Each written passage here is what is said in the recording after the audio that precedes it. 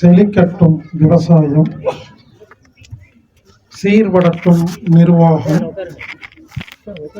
உலக மக்கள் முகங்களில் நிலவட்டும் புன்சிரிப்பு, வளர்க ஆன்மீகம், வாழ்க வாழ்வாங்கு. அனைவருக்கும் வணக்கம். செந்தமிழ் மரபு வழி வேளாண் நடுவம் 8ஆம் ஆண்டு அறுவடை திருவிழா, அதற்காக வந்திருக்கும் அனைத்து நல்லுள்ளங்களுக்கும் வாழ்த்துக்கள். என்னை அழைத்ததற்காக விழா குழுவினர்களுக்கு நன்றி. முருகன்குடி, கடலூர் மாவட்டம். இந்த நிகழ்ச்சியை 8 வருடமாக செய்து கொண்டிருக்கும் முருகன் ஐயா அவர்களுக்கு முதலில் நன்றிகள். மற்றும் துணிப்பை ரமேஷ் கருப்பையா அவர்களுக்கு வாழ்த்துக்கள். பன்னீர்செல்வம் ஐயா அவர்களுக்கு வாழ்த்துக்கள். திருக்குறள் பாடி அமர்ந்த நல்லுள்ள ஐயா அவர்களுக்கு வாழ்த்துக்கள். மாறன் ஐயா அவர்களுக்கு வாழ்த்துக்கள். மற்றும் இந்த நிகழ்ச்சிக்கு என்னை அழைத்த கவிஞர் சிலம்பச்செல்வி அவர்களுக்கு நன்றி. வாழ்க வளமுடன். 8 வருடமாக இயற்கை விவசாயம் செய்து வரும் வெங்கடேசன் ஐயா அவர்களுக்கு வாழ்த்துக்கள். இந்த நிகழ்ச்சியில் தென்னை விதை கடந்த வருடம் தென்னை விதை விதைத்த குழந்தைகளுக்கு தென்னை மரக்கன்று கொடுத்தாங்க. இது ஒரு நல்ல அருமையான விழிப்புணர்வாக நான் நினைக்கிறேங்க. இந்த நிகழ்ச்சியில் அதை செஞ்சுருக்கிறாங்க. நான் போன நிறையா எந்த ப்ரோக்ராமும் இந்த மாதிரிலாம் பண்ணல, முதல் முறையாக அது மாதிரி பார்க்குறேங்க. வாழ்த்துக்கள். இது எல்லா ப்ரோக்ராம்லையும் இது போல் ஒரு முன்னுதாரணமாக இருக்கணும்னு நினைக்கிறேன். அக்குபஞ்சர் மருத்துவம் விருது ஹீலர் கவி கோவன் குழுவினர் அவர்களுக்கு வாழ்த்துக்கள். விதை நெல் கோட்டை கட்டுதல் எருமனூர் திரு கோவிந்தராஜ் குழுவினர் அவர்களுக்கு வாழ்த்துக்கள். காகித மடிப்புக்கலை குழந்தைகளுக்கு கற்றுக் கொடுக்கும் நண்பர் தாமரை செல்வன் ஐயா அவர்களுக்கு நன்றிகள். இந்த நிகழ்ச்சியில் கிட்டிப்புல், சாட்டை, பம்பரம், கோலிகுண்டு, ஆடுபுலி ஆட்டம், பல்லாங்குழி, ஏலக்கால் இதெல்லாம் நடத்துகிறதா போட்டிருந்தாங்க. வாழ்த்துக்கள். இதெல்லாம் நம்மெல்லாம் மறந்த விஷயங்கள். எனக்கே அதெல்லாம் தெரியாது, நமக்கே பல பேருக்கு அதெல்லாம் தெரியாது. எனவே அதுக்காக வாழ்த்துக்கள். இளைஞருக்கான இளவட்டக்கல் தூக்குதல், நமக்கெல்லாம் அந்த மாதிரி போட்டி வச்சுருந்தா கண்டிப்பாக கல்யாணம் நடந்திருக்காது, ஏதோ தப்பிச்சிட்டோம். நடுநாட்டு கவிஞர் கண்மணி குணசேகரன் ஐயா அவர்களுக்கு நன்றிகள். கண் மருந்து வழங்கும் குழுவினருக்கு வாழ்த்துக்கள். மற்றும் இந்த நிகழ்ச்சிக்கு வந்திருக்கும் அனைத்து நல்லுள்ளங்களுக்கும் வாழ்த்துக்களை கூறி எனது உரையை ஆரம்பிக்கிறேன். கடந்த ஒரு 10 வருஷமாக பல ஊர்களில் நெல் திருவிழா, விதை திருவிழான்னு எல்லாரும் கூப்பிடுவாங்க. இப்படி நான் பல வருடமாக நிறையா விழாக்களுக்கு போயிருக்கிறேங்க. அங்கே போனதில் வச்சு இந்த நிகழ்ச்சிக்கு நான் வந்து ஒரு மிகப்பெரிய ஏமாற்றத்தை பார்த்தேன். இது வரைக்கும் நான் போன நிகழ்வுகளில் இருந்த விஷயத்தில் இந்த நிகழ்வுகளில் ஒரு ஏமாற்றத்தை பார்த்தேன். அதை நான் முதல்ல சொல்லிக்கிறேங்க. நெல் திருவிழா, அறுவடை திருவிழான்னு கூப்பிடுவாங்க. நானும் நிறைய இடங்களுக்கு போயிருக்கிறேன். பியூர் கமர்ஷியலாக இருக்கும். ஒரு 50-100 கடை போட்டிருப்பாங்க, சினிமா பாட்டு போட்டிருப்பாங்க, நடக்கிற இடம் ஒரு மண்டபமாக இருக்கும். அங்கே கடையெல்லாம் பார்த்தீங்கன்னா அந்த கடையில் இருக்கிற பொருளே சரியில்லாத பொருளாக இருக்கும். ஒரு ரெஸ்பான்ஸ் இருக்காது. அந்த எதுக்கு நடத்துகிறாங்க, நெல் திருவிழாவுக்கு அதுக்கும் சம்மந்தமே இருக்காது. இப்படி பல இடங்களுக்கு போய் ஏமாந்து ரீசெண்டாக யாராவது கூப்பிட்டா நான் போகிறதே இல்லைங்க. சமீபமாக கும்பகோணம் போயிருந்தேன், அங்கே எனக்கு பிடிக்கல. விழுப்புரம் போயிருந்தேன், பிடிக்கல. ஏன்னா அங்கே எதுவுமே சரியில்லை. ஸோ இப்படி பார்த்து ஏமாந்து, ஸோ இதுவும் அப்படி தான் இருக்கும் அப்படின்னு நம்பி வந்து நான் ஏமாந்துட்டேன்னு சொல்ல வரேங்க. நான் எனது வாழ்நாளில் இதுவரை சென்ற நெல் திருவிழா அதில் வந்து 2 ஊர்களை மட்டும்தான் இப்போ எனக்கு வந்து பிடிச்சிருக்குது. அதில் ஒன்று கண்ணமங்கலம், ரீசெண்டாக போயிட்டு வந்தேங்க. வேலூர் பக்கத்தில் கண்ணமங்கலம், அங்கே நடத்தினது எனக்கு ரொம்ப பிடிச்சிருந்துச்சுங்க. அடுத்தபடியாக இப்போ இங்கே வரும்பொழுது எனக்கு ரொம்ப பிடிச்சிருக்கு. ஏன்னா இடம், அமைப்பு, நடத்துகிறவங்க வேறு எதுவுமே எனக்கு பிடிக்கலைங்க. அதனால் இப்போ ரீசெண்டாக நான் எங்கே போகிறதில்ல, யாரும் கூப்பிட்டா போகிறதில்ல, வரமாட்டேன், பிஸின்னு சொல்லிடுறது. எதுக்காக சொல்கிறேன்னாங்க, நம்ம எதுக்கு நடத்துகிறோன்னே தெரியாமல் நடத்திட்டு இருக்காங்க. அந்த வகையில் இந்த நிகழ்ச்சி ஏற்பாடு செய்த அனைத்து நல்லுள்ளங்களுக்கும் வாழ்த்துக்கள். பொதுவாக இந்த மாதிரி நிகழ்ச்சிக்கு யாராவது கூப்பிட்டாங்கன்னா நான் என்ன பண்ணேன், யூடியூப்பில் நான் பேசுவேன். இந்த மாதிரி நிகழ்ச்சி நடக்குது, எல்லோரும் வாங்கன்னு யூடியூப்பில் பேசுவேன், டெலிகிராமில் பேசுவேன், நான் விளம்பரம் பண்ணுவேன். அதுக்கான இது இப்போல்லாம் ரீசெண்டாக முதல்ல பண்ணினேங்க. நிறைய பேர் மிஸ்யூஸ் பண்ணிட்டாங்க. அங்கே போய் பார்த்தா நல்லாவே இல்லை. அதனால் அதெல்லாம் நிறுத்திட்டேன் நான். ஆனால் இந்த நிகழ்ச்சி நான் விளம்பரம் பண்ணலை. ஏன்னா எனக்கு எப்படி இருக்குன்னு தெரிலங்கனால நான் பண்ணலை. ஸோ வந்து பார்க்கலாம், பார்த்துட்டு அதுக்கப்புறமா நான் முடிவெடுக்கலாம்னு நினச்சிட்டு இருந்தேன். இந்த நிகழ்ச்சியை நான் அந்த மாதிரி விளம்பரம் பண்ணாதேன்னு நினைத்து நான் வருத்தப்படுகிறேன். ரொம்ப அருமையாக இருக்குது, எளிமையாக இருக்குது. அடுத்த முறை அடுத்த வருஷத்துலேருந்து நீங்கள் டேட் மட்டும் சொல்லுங்கள், மற்றதெல்லாம் நான் பார்த்துக்கிறேன். ரொம்ப நல்லா இருக்கு, ரொம்ப பிடிச்சிருக்கு. ஏன்னா போய் ஏமாற்றுறேங்க. நம்ம எதுக்கு பேசுகிறோம், எதுக்கு நடந்துகிட்ருக்கோன்னு தெரியாமல் எல்லாமே முரண்பாடாக இருக்குது. அந்த வகையில் இன்றைக்கி நான் ரொம்ப மகிழ்ச்சியாக இருக்கிறேங்க, திருப்தியாக இருக்குது. வாழ்த்துக்கள்ங்க, அனைவருக்கும் வாழ்த்துக்கள். நமக்கெல்லாம் என்னங்க வேணும்? உங்ககிட்ட வந்து கேட்குறாங்க, யாரோ கேட்குறாங்க, உங்களுக்கே சொல்லுங்களேன், மனசுக்குள்ளே சொல்லுங்கள், வெளியே சொல்ல வேண்டாம். உங்களுக்கு என்ன வேணும்? எல்லோரும் யோசிங்க, வாய் திறந்து சொல்ல வேண்டாம். எல்லோரும் யோசிங்க, நமக்கு என்ன வேணும்? எனக்கு தெரிஞ்சு ரெண்டு தான் வேணும் முக்கியமாக. ஒன்று ஆரோக்கியமாக இருக்கணும், இன்னொன்று மகிழ்ச்சியாக இருக்கணும். நல்லா கேவீங்க. சில பேர் இல்லைங்க எனக்கு வசதி வேணும் கேட்பீங்க. அந்த வசதியே எதுக்கு? மகிழ்ச்சியாக இருக்கிறதுக்கும் ஆரோக்கியமாக இருக்கிறதுக்கும் தான். என்னை பொறுத்த வரைக்கும் ஒரு மனிதனுக்கு என்ன வேணும்னு கேட்டால் ரெண்டே விஷயங்க. ஒன்று ஆரோக்கியம், இன்னொன்று மன மகிழ்ச்சி. இந்த ரெண்டை தவிர மற்ற எல்லாமே நம்ம தேடிட்டு இருக்கோம். இது ரெண்டை மட்டும் தேடுறதே இல்லைங்க. இந்த உலகத்தில் நம்ம வாழ வந்ததே மகிழ்ச்சியாகவும் ஆரோக்கியமாக வாழ்றதுக்கு தாங்க. ஆனால் அது ரெண்டை தவிர மற்ற எல்லா வேலையும் உருப்படியாக நடந்துட்டு. வீடு வாங்குகிறோம், கார் வாங்குகிறோம், நகை வாங்குகிறோம், செல்ஃபோன் வாங்கிக்கிறோம், என்னமோ பண்ணுறாங்க. எதுக்குன்னு கேட்டால் யாருக்கு தெரியலிங்க. என்னை பொறுத்தவரை இந்த ஒரு மனிதனுக்கு ரொம்ப முக்கியமானது உடல் ஆரோக்கியம், மன நிம்மதி அல்லது மகிழ்ச்சி. இந்த ரெண்டு வேணும்னா அழகி வேணுங்க. இந்த ரெண்டு வேணும்னா நமக்கு என்ன வேணும் அப்படின்னு பார்க்கலாங்களா? இந்த ரெண்டு வேணும்னா என்ன வேணும் கேட்டிங்கன்னா, என்ன வேணுங்கிறது இல்லைங்க, என்ன புரியணும் அப்படிங்கிறதா முக்கியம். புரிஞ்சுக்குங்க. ஒரு விஷயம் இருந்தாலாம் நல்லா இருக்க மாட்டோம், புரிஞ்சா நல்லா இருக்கும். ரெண்டுக்கு வித்தியாசம் இருக்கு. ஒருத்தர்கிட்ட 1 கோடி ரூபா இருக்குங்க, புரியாம இருப்பாரு, டென்ஷனா இருப்பாரு. ஒருத்தர் அப்படியே ஒண்ணுமே இல்லாம இருப்பாரு, புரிஞ்சிருப்பாரு, ஹாப்பியா இருப்பாரு. இப்போ உங்களுக்கு இருக்குதா இல்லையாங்கிறது முக்கியம் இல்லைங்க, புரியுதா புரியலையா, அவ்வளவுதாங்க. அப்ப என்ன புரியணும்? ஒரு மனிதன் மகிழ்ச்சியாக நிம்மதியாக வாழ வேண்டும் என்றால் 21 விஷயங்கள் புரியணும். ஒண்ணு, முதல்ல புரிய வேண்டியது விதைகள். விதைகளை பத்தி புரியலனாவே அவருக்கு ஒண்ணுமே தெரியலன்னு அர்த்தம். 1 விதைகள், 2 விவசாயம், 3 உணவுப் பொருள் தயாரிப்பு, 4 சமையல், 5 சாப்பிடும் முறை, 6 காற்றை எப்படி நமது உடம்பில் ஒழுங்காக வைத்துக் கொள்வது, காற்று, 7 குடிக்கும் தண்ணீரை எப்படி ஒழுங்கா குடிக்கிறது, 8 எப்படி ஒழுங்கா தூங்குறது, 9 எப்படி உடம்புக்கு தேவையான ஒழுங்கான உழைப்பை கொடுப்பது,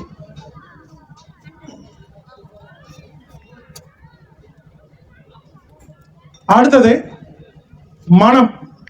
மனதை எப்படி மகிழ்ச்சியாக வைத்துக் கொள்வது,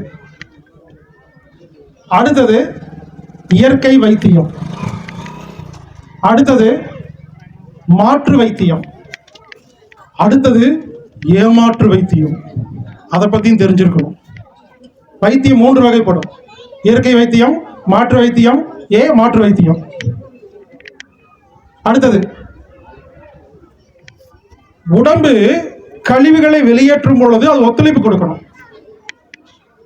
அதை புரிஞ்சு வச்சிருக்கணும். அடுத்தது நமது உடம்பில் உள்ள கழிவுகளை எல்லாம் அப்பப்ப வெளியேற்றணும்.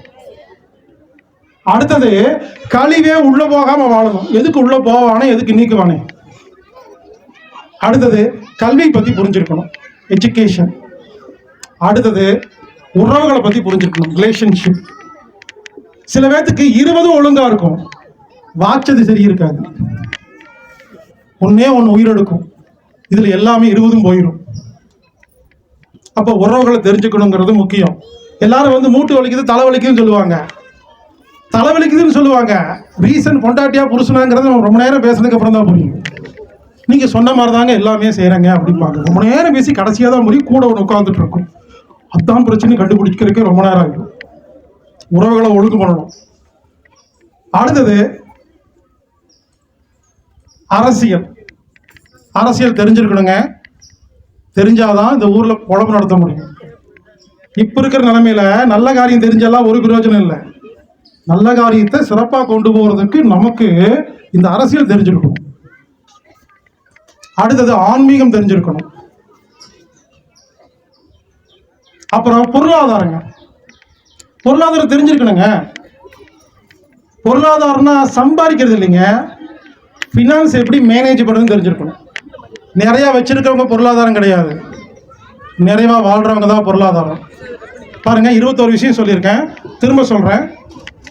விதைகள், விவசாயம், உணவுப் பொருட்கள் தயாரிப்பு, சமையல், சாப்பிடும் முறை, மூச்சுக்காத்து, குடிக்கும் தண்ணீர், தூக்கம், உழைப்பு, மனம், இயற்கை வைத்தியம், மாற்று வைத்தியம், ஏமாற்று வைத்தியம். உடம்பு கழிவுகளை வெளியேற்றும் பொழுது ஒத்துழைக்கணும். உடம்பில் உள்ள கழிவுகளை நாம் இயற்கை முறையில் வெளியேற்றணும். இனிமேல் கழிவில்லாமல் வாழணும், கழிவு உள்ள போகாமல் வாழணும். அரசியல், கல்வி, உறவுகள், பொருளாதாரம், ஆன்மீகம், 21 விஷயங்க. இந்த 21 விஷயம் உங்களுக்கு புரிஞ்சிருச்சுன்னா உங்க உடம்பு ஆரோக்கியமா இருக்கும், மனசு நிம்மதியா இருக்கும். இந்த 21 விஷயத்துக்கும் நமது ஆரோக்கியத்திற்கும் நிம்மதிக்கும் சந்தோஷத்துக்கும் சம்பந்தம் இருக்கு. திருவண்ணாமலை பக்கத்துல தண்டராம்பேட் அப்படின்னு ஒரு ஊருங்க. திருவண்ணாமலை பக்கத்துல ஒரு குறுநில மன்னர் வாழ்ந்து வந்தாராமா. சின்னையன் அப்படிங்கிற பேர்ல ஒரு மன்னர், கிங். அவருக்கு மனைவி, ஒரு பெண் குழந்தை. பெண் குழந்தை சின்ன வயசுலயே அவங்க அம்மா இறந்துட்டாங்க, ராணி இறந்துட்டாங்க. இந்த பெண் குழந்தை எப்படி வளர்றாங்க? அம்மா இல்லாம வளர்றாங்க. ராஜா இவருக்கு வேலை நிறைய இருக்குது, என்ன நாட்டை காப்பாற்றணும், ஏகப்பட்ட வேலை. இவர் இதை பார்த்துட்டு இருந்தனால அந்த பெண் குழந்தைய ஒழுங்கா கவனிக்கல. பணியாட்கள் கிட்ட விட்டாங்க. ஒழுங்கா கவனிக்கலன்னா, நல்லபடியா பார்த்துருந்தாரு, நல்லா கவனிங்க, நல்ல வசதி இருக்குது, நிறைய பணிப்பெண்களை வச்சு நல்லா தான் வளர்த்திருக்கிறாரு. அந்த பொண்ணு பெருசாகி வயசுக்கு வந்து கல்யாண வயசு வந்ததுக்கு அப்புறம் பக்கத்து நாட்டு இளவரசருக்கு கல்யாணம் பண்ணி வச்சுட்டார். தாட் பூட்டுன்னு, தொடா புடான்னு, இன்னும் பெரிய ராஜா. அந்த இளவரசன் இந்த இளவரசியை கல்யாணம் பண்ணிட்டு வீட்டுக்கு போயிட்டு ஒரே மாசத்துல திரும்ப கொண்டு வந்து விட்டாராமா. ராஜா, உங்க பொண்ணுக்கு ஒண்ணுமே தெரியல, சமைக்க தெரியல, விருந்தாளி வந்தா வரவேற்க தெரியல, தாம்பத்தியம் தெரியல, ஒண்ணுமே தெரியல. ஆனா அழகா இருக்கு பொண்ணு, நல்லா தான் இருக்குது, நல்லா பேசுது, எல்லாம் ஓகே, குழந்தை மாதிரி இருக்குது. ஆனா எனக்கு மனைவியா இருக்கிறக்கோ கூட இருக்கிறக்கோ ஒத்து வராது, ஏன்னா ஒண்ணுமே தெரியலன்னு கூட திருப்பி விட்டாராமா. அப்பத்தான் அந்த ராஜா என்ன பண்ணாராமா, வருத்தப்பட்டு மந்திரிகள் எல்லாம் உட்கார வச்சு பேசினாராமா. நான் என்ன தப்பு பண்ணினேன் அப்படின்னு சொல்லும் போது மந்திரிகள் சொன்னாங்களாமா, ஒரு அம்மா இருந்து சொல்லிக் கொடுக்க வேண்டிய விஷயங்கள் தான் முக்கியம். ஒரு அம்மா அந்த பொண்ணுக்கு கரெக்டா சொல்லிக் கொடுப்பாங்க, அம்மாவை தவிர வேற யாருமே சொல்லித்தர முடியாது. அந்த 21 நான் சொன்ன மத்தியில் 21 விஷயம், இதை அம்மா தான் சொல்லி தருவாங்களாமா. அம்மா, அப்பா, குரு. அம்மா, அப்பா, வாத்தியா, இவங்க 3 பேர் சொல்லிக் கொடுக்கறது இந்த 21 விஷயம் சொல்லிட்டு, இதை நம்ம சொல்லிக் கொடுக்கல ராஜான்னு சொன்ன உடனே, சரி நீ எப்படி சொல்லிக் கொடுக்குறதுன்னு சொல்லி மந்திரிகள்லாம் ஒன்று சேர்ந்து உட்கார்ந்து என்ன பண்ணாங்களாமா, ஒரு ஆலோசனை பண்ணி இந்த 21 விஷயங்களை கல்வெட்டுகளாக கற்களில் படித்து ஒரு பெரிய குளம் கட்டியிருக்கிறாங்க. அந்த குளம் இப்போ திருவண்ணாமலையிலிருந்து அரூர் போற வழியில தண்டராம்பேட் அப்படிங்கிற ஊர்ல ஒரு குளம் இருக்கு. அந்த குளத்துக்கு பெயர் அம்மா குளம். அந்த ராஜா என்ன பண்ணிட்டாரு, அம்மா இருந்து சொல்லித்தர வேண்டிய 21 விஷயத்த கல்வெட்டா வெட்டி ஒரு பெரிய குளங்க, கட்டி அதில் எல்லாமே இருக்குதுங்க. நீங்கள் போய் பார்த்தீங்கன்னா அதில் விருந்தாளி எப்படி வரவேற்கிறது, கேளிக்கை, தாம்பத்தியம் எல்லாமே. அப்புறம் 21 விஷயம் சொன்னேன் இல்லைங்களா, இது எல்லாம் கல்வெட்டாக பண்ணி அந்த ராணியை, அந்த இளவரசியை டெய்லி குளிக்கிறதுக்கு அனுப்பிச்சு, கூட தோழிகள் எல்லாம் அனுப்பிச்சு, அந்த ராணி, அந்த இளவரசி எந்தெந்த சிலைகளை பார்த்துட்டு இது என்னன்னு கேட்குறாங்களோ கூட இருக்கிற தோழிகள் மூலமாக ஒவ்வொன்றா எக்ஸ்பிளைன் பண்ணி மறுபடியும் அந்த குழந்தைக்கு எல்லாம் சொல்லி கொடுத்து திரும்ப அந்த மாப்பிள்ளையோட அனுப்பிச்சு நல்லா வாழ்ந்ததா ஒரு உண்மை சம்பவம். நண்பர்களே, நீங்கள் கூகுள் மேப்பில் போய் பாருங்கள், அம்மா குளம் அப்படின்னு யார் பேர் வச்சா, அந்த ராஜா. அது நிறைய சித்திரங்கள் இருக்கிறனால அரசாங்கம் என்ன பண்ணிருச்சு, சித்திர குளம்னு பேர் வச்சிருச்சு. அந்த ஊர் மக்கள் எல்லாம் அந்த குளத்துல தாம்பத்தியம் சம்பந்தப்பட்ட சில விஷயங்கள் இருக்கிறனால அந்த ஊர் மக்கள் மன்மத குளம் பேர் வச்சுட்டாங்க. நீங்க கூகுள் சர்ச் பண்ணி பார்த்தா அந்த குளம் இருக்கும், போய் பாருங்க. இங்க பாருங்க, எதுக்கு இதெல்லாம் இந்த கதையை நான் சொல்லிட்டு இருக்கிறேன்னா, அவரு ராஜாங்க, ஏகப்பட்ட வேறு ஆட்கள் எல்லாம் இருந்தாங்கங்க, அதனால குளம் கட்டினாருங்க. கஷ்டப்பட்டு யோசிச்சு பாருங்க எவ்வளவு செலவாயிருக்கு அந்த குளம் கட்டுறதுக்கு. அவர் ராஜா, அவர் 21 விஷயத்தை தன் மகளுக்கு கற்றுக் கொடுப்பதற்காக ஒரு குளம் வெட்டினார். நான் அந்த ஒண்ணுமே தெரியாத பெண் இருக்காங்க, அவ்வளவு மாதிரிதான் நானும் சின்ன வயசுல வளர்ந்தேங்க. எனக்கு ஒன்றும் தெரியாம வளர்ந்து நான் கஷ்டப்பட்டேன், உடம்புல நோயோட கஷ்டப்பட்டேன், மனசுல கஷ்டப்பட்டேன், தற்கொலை பண்ணிக்க ட்ரை பண்ணேன், கடன் தொல்லை வந்துச்சு, குடும்பத்தில் பிரச்சனை வந்துச்சு. இதெல்லாம் நான் சரி பண்ணுறக்காக நான் என்ன பண்ணேன், பல ஆசிரமங்கள், பல குருநாதர்கள், பல புத்தகங்களை படிக்கும் பொழுது எனக்கு அந்த 21 விஷயங்கள் புரிந்தது. இந்த 21 விஷயத்தை நான் புரிந்தவுடன் நான் ஆரோக்கியமாக இருக்கிறேன், நான் மனமகிழ்ச்சியோடு இருக்கிறேன். அப்போ இந்த 21 விஷயத்தை மக்களுக்கு சொல்லிக் கொடுக்கணும் அப்படிங்கிறக்காக பல வருடமாக பிரச்சாரம் செய்து வருகிறேன். அந்த ராஜாவுக்கு நிறைய பணம் இருந்தது, ஆட்கள் இருந்தனால அவங்க அம்மா குளம் கட்டினாங்க. எங்கிட்ட அவ்வளோ பணம் இல்லைங்க, எனக்கு ஆட்களெல்லாம் இல்லைங்க, அதனால் நான் என்ன பண்ணிட்டேன்னா அப்பா குளம்னு கட்டிட்டேங்க. நான் ஒரு குளம் கட்டியிருக்கேங்க, அந்த குளத்துக்கு பேர் அப்பா குளம். அந்த குளத்தில் போனீங்கன்னா 21 விஷயம் சொன்ன பார்த்தீங்களா, இதெல்லாம் தெளிவாக இருக்கும். இவருங்க குளம்னா ஃபிசிக்கலாக குளம்லாம் இல்லைங்க, நான் ஒரு இமெயில் ஐடி ஓப்பன் பண்ணிட்டேன், appakulam@gmail.com. என்னால் அவ்வளோதான் முடியுங்க. appakulam@gmail.comக்கு நீங்கள் ஒரு இமெயில் பண்ணால் இந்த சொன்ன 21 விஷயங்கள், இந்த 21 விஷயத்தை எப்படி புரிஞ்சுக்கிறதுன்னு வீடியோ போட்டு அப்லோட் பண்ணிட்டேங்க, இலவசம். நீங்கள் எப்போ வேணாலும் appakulam@gmail.comக்கு இமெயில் பண்ணுங்கள். அது ஒரு ஆட்டோமேட்டிக் மெயில் அனுப்பிச்சு விட்டிங்கன்னா, ஹாய் ஹலோ குட் மார்னிங் அப்படின்னு அனுப்பிச்சு விட்டிங்கன்னா இந்த 21 விஷயங்கள் வருங்க. இந்த 21 விஷயத்தை நீங்கள் புரிந்து கொண்டால் நாம் ஆரோக்கியமாக இருக்கலாம், மன மகிழ்ச்சியோடு இருக்கலாம். இப்போ இந்த 21 விஷயத்தை நான் சுருக்கமாக உங்களுக்கு புரிய வைக்க முயற்சி செய்கிறேன். 1, விதைகள். இங்க பாருங்க, பாரம்பரிய விதைகள்ல உருவாக்கின பொருளை சாப்பிட்டாவே நாம ஆரோக்கியமா தான் இருப்போம், மகிழ்ச்சியா தான் இருப்போம். இது புரியாத வரை நீங்கள் மருந்து சாப்பிட்டே தான் இருக்கணும், மாத்திரை சாப்பிட்டே தான் இருக்கணும், ஓடிட்டே தான் இருக்கணும். இந்த ஜென்மத்தில் நோய் குணமாகாது, எழுதி கொடுத்துடணும். புரிஞ்சுக்குங்க, பாரம்பரிய விதைகளுக்கு இருக்கிற பவர் இருக்கு இல்லைங்களா, அது எந்த அளவுக்கு இருக்குன்னு சொல்றேங்க. யாருக்காவது பல்லு வலி இருந்தா பாரம்பரிய விதைகள்ல சமைச்ச ஒரு பொருளை நீங்க சாப்பிடுங்க, அடுத்த செகண்ட் பல்லு வலி நின்றும். யாருக்காவது ஒரு வலி வேதனை இருந்தாங்க, நீங்க பாரம்பரிய விதைகள்ல மட்டுமே உருவாக்கின ஒரு பொருளை நீங்க சாப்பிடணும். ஒரு நேரம் சாப்பிடுங்களேன். முதல்ல பாரம்பரிய விதைன்னா என்னன்னே தெரியல, அதான் விஷயம். புரிஞ்சுக்குங்க.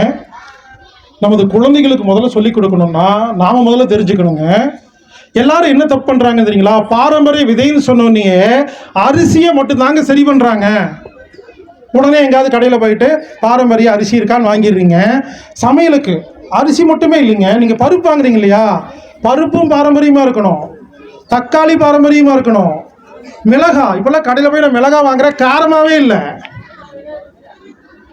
பாவக்காய் அப்படின்னு பெருசாக இருக்கு, பார்த்தாவே தெரியுது அது பாவக்காவே இல்லை.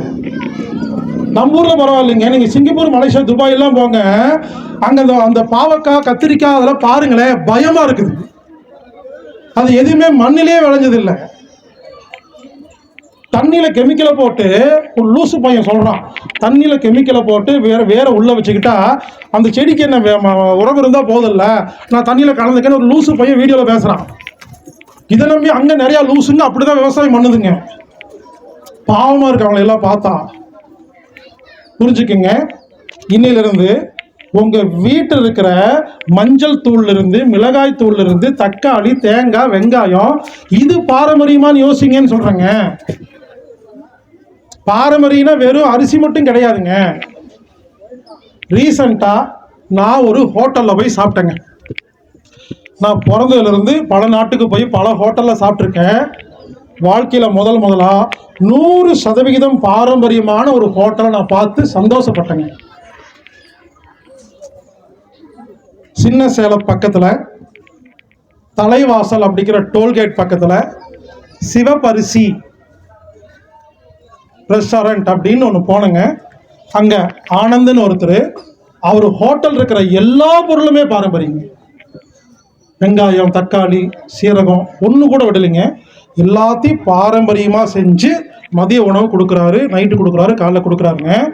உங்களுக்கு ஒரு வேளை சந்தேகம் இருந்தால் ஒரே ஒரு தடவை யாராவது பல்லு வலியோட கூட்டிகிட்டு போய் அந்த ஹோட்டலில் மதிய சாப்பாடு வாங்கி கொடுங்க. ஆமாங்க, நான் ஆச்சரியப்பட்டேங்க. அந்த மாதிரி ஹோட்டலை தான் ரொம்ப வருஷமா தேடிட்டு இருக்கிறேன். வாழ்க்கையில் முதலா ஒரு நல்ல ஹோட்டல் பார்த்துருக்குறேங்க. சிவபரிசி ரெஸ்டாரண்ட், தலைவாசல், டோல்கேட் பக்கத்துலேயே இருக்கும்.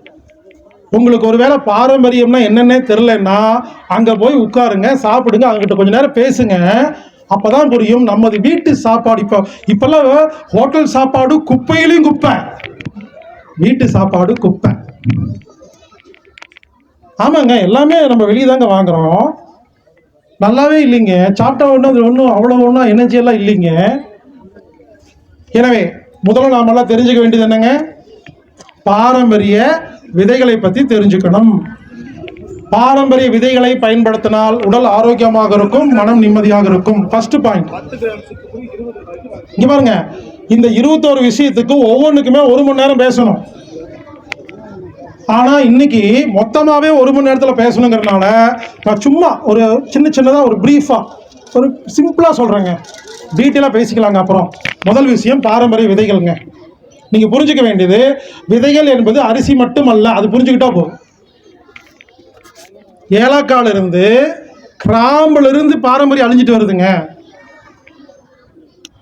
ரெண்டாவது விவசாயம். இங்க பாருங்க, நமக்கு எத்தனையோ பேர் பேசிட்டாங்க விவசாயத்தை பற்றி. நம்மாழ்வார் பேசாதெல்லாம் இல்லைங்க. விவசாயம் பாரம்பரியமா, அதாவது எந்த ஒரு கெமிக்கலையும் பயன்படுத்தாம இருந்தா அந்த உணவு ஆரோக்கியத்தை கொடுக்கும், அந்த உணவு நமது மகிழ்ச்சியை கொடுக்கும். உரம் போட்ட, கெமிக்கல் போட்ட விவசாயத்தில் உருவாக்கின பொருளை சாப்பிட்டாவே நோய் வரும், மகிழ்ச்சி போயிருங்க. அதனால விவசாயத்தை ஒழுங்கு பண்ணணுங்க. அதுக்காக எத்தனையோ பேர் சிறந்த நல்ல முறையில் விவசாயம் பண்ணிருக்காங்க. அவங்களுக்கு சப்போர்ட் பண்ணணும், அவங்ககிட்ட இருந்து பொருள் வாங்கணும், நாமளும் அதை செய்யணும். ஸோ 2வது பாயிண்ட் என்னன்னா, விவசாயத்தை ஒழுங்கு செய்யணும், புரிந்து கொள்ள வேண்டும், நமது குழந்தைகளுக்கு கற்றுக் கொடுக்க வேண்டும். 3வது, நம்ம பயன்படுத்துற பொருள் இருக்கு இல்லைங்களா, உணவு பொருட்கள், இந்த பொருள்ல கலப்படங்க.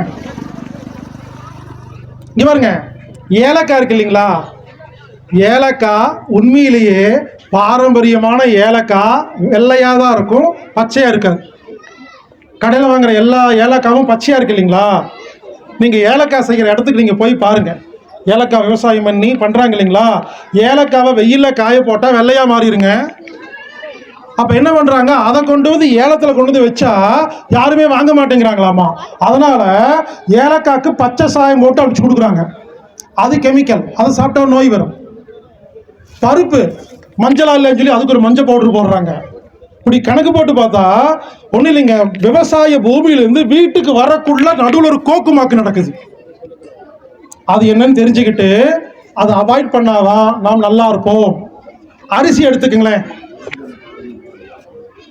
சரிங்க, அரிசி பாரம்பரியமா செஞ்சாச்சுங்க, விவசாயம் முடிஞ்சிருச்சுங்க.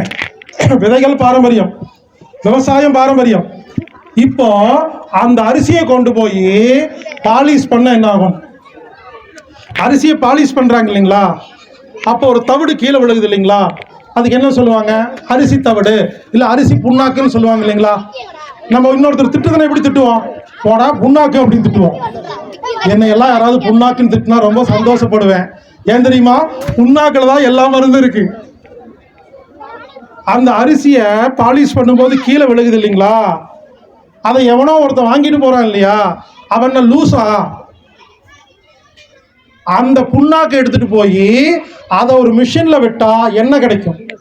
அதுக்கு பேர் தான் ரைஸ் பிரான் ஆயில். அதை நம்ம கிட்ட கொண்டு வந்து விற்கிறான் காஸ்ட்லியா. எண்ணெய் எடுக்கப்பட்ட புண்ணாக்கு கொண்டு போய் பிஸ்கட்டு, ரஸ்க்கு, ரிஸ்க்கு அப்படின்னு சொல்லி ஒரு 50 பொருள் தயாரிக்கிறான். அதுக்கு பேசாம பருத்தி மூட்டை குடோன்லயே இருக்கட்டுமா இல்லையா? பாலிஷ் பண்ணாத அரிசியை சாப்பிட்டாவே போதும், எந்த ஒரு ஃபுட் சப்ளிமெண்ட்டும் தேவையில்லை. நான் கடந்த 20 வருடமாக எந்த ஒரு ஃபுட் சப்ளிமெண்ட்டையும் ஆதரவு கொடுக்கறதும் இல்லை, சாப்பிட வேண்டாம் தாங்க சொல்லிட்டு இருக்கேன். தேவையே இல்லைங்க. அரிசியை பாலிஷ் பண்ணாமல் சாப்பிட்டா அது எல்லா சத்தும் இருக்குதுங்க. முதல்ல விதைகளா இல்லை, அடுத்து விவசாயமா இல்லை. இந்த பொருள் தயாரிப்பு இருக்கு இல்லைங்களா, யோசிச்சு பாருங்க. அரிசி ஒன்றுலேயே எப்படி இருக்குன்னா, ஒவ்வொரு பொருளுங்க நம்ம வீட்டில் வாங்குற அந்த மிளகாய் பொடியிலிருந்து, மஞ்சள் பொடியிலிருந்து, கடையில் வாங்குறீங்களா பேக்கெட்டில், அது மஞ்சள் பொடியே இல்லைங்க, அது மிளகாய் பொடியே இல்லைங்க. அப்போ நம்ம என்ன கற்றுக்கணும்னா, விவசாய பூமியிலிருந்து வீட்டுக்கு வருது இல்லைங்களா, அதுக்கு நடுவில் நடக்கிற கூத்தையெல்லாம் கண்டுபிடிச்சி அதையெல்லாம் நாம் புரிஞ்சுக்கிட்டு, அது யார் சரியாக பண்ணுறாங்களோ அவங்கக்கிட்ட மட்டும் பொருள் வாங்கணும், யார் ஒழுங்காக பண்ணலையோ அவங்ககிட்ட இருந்து பொருள் வாங்கக்கூடாது. அதை நமக்கும் புரிஞ்சுக்கிட்டு குழந்தைகளுக்கும் புரிய வச்சுட்டா, இந்த பொருட்களை சரி செய்தால் மட்டும்தான் நாம் ஆரோக்கியமாக வாழ முடியும். இன்னைக்கு வீட்டுக்குள்ளே போயிட்டு ஒழுங்கா தயாரிக்காத பொருளை எல்லாம் குப்பையில போடுன்னு நினைச்சீங்கன்னா, வீட்டுக்குள் இருக்கிற முக்காவாசி பொருள் குப்பையில போயிடும். வீட்டில் சமையல் ரூமில் இருக்கிற பொருள் எல்லாம் குப்பை. நோய் வருமா வராதுங்களா?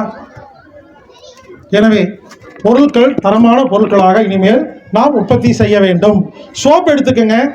தேங்காய் எண்ணெயில் செஞ்சா மட்டும்தாங்க சோப்பு. எவனோ ஒருத்தன் என்ன பண்ணிட்டான், மலேசியாவில் கிடைக்கிற பாமாயில் கழிவுல சோப்பு செஞ்சு வித்துட்டு இருக்கிறானுங்க. இந்த லைபாயி, ஹமாமு, ரெக்ஸோனா இது எதுவுமே சோப்பே இல்லைங்க.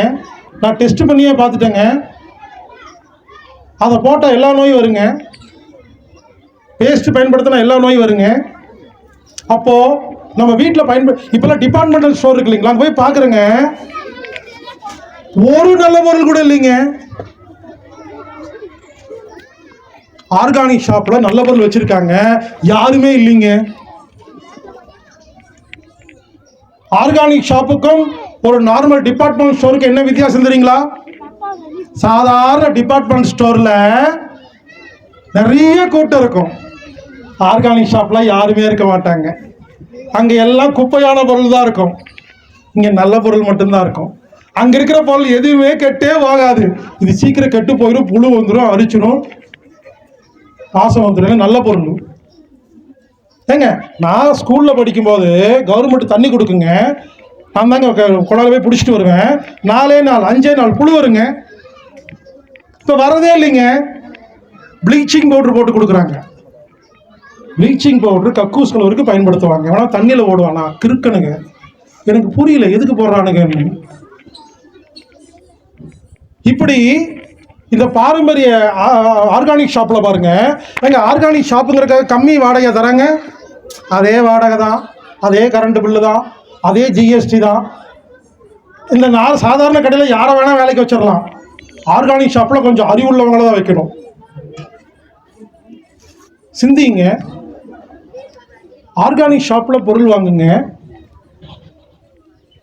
இல்லைங்க ரொம்ப காஸ்ட்லியாக இருக்குன்னு எல்லாம் சொல்கிறீங்க இல்லையா, செல்ஃபோன் காஸ்ட்லியாக இருக்குது, வாங்குறோமா இல்லையா? பேசாமல் வாங்கிட்டு வருவோம். ஏன்னா வேறு வழி இல்லை. டேட்டா போடுறோமா இல்லையா, மாதம் இன்டர்நெட்டுக்கு பணம் போடுறோமா இல்லைங்களா? காஸ்ட்லியாக தான் இருக்குது.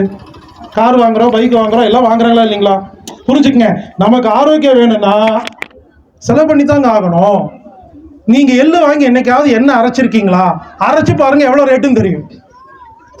எள்ளு சொந்தமாக வாங்கி அரைச்சிங்கன்னா கடையில் விற்கிது இல்லையா அந்த எண்ணெய் கண்டிப்பாக இந்த ரேட்டுக்கு அவனால் கொடுக்கவே முடியாதுன்னு அடிச்சு சொல்லாங்க. கண்ணுமை என்னைக்கா தயாரிச்சிருக்கீங்களா? நீங்களே சொந்தமாக தயாரிச்சு பாருங்க, அப்போ புரியுங்கிறங்க. எனவே பொருள்களெல்லாம் நாமளே தயாரிக்கணுங்க. அதாங்க சுயசார்பு வாழ்க்கை. விதைகள், விவசாயம், பொருள் தயாரிப்பு,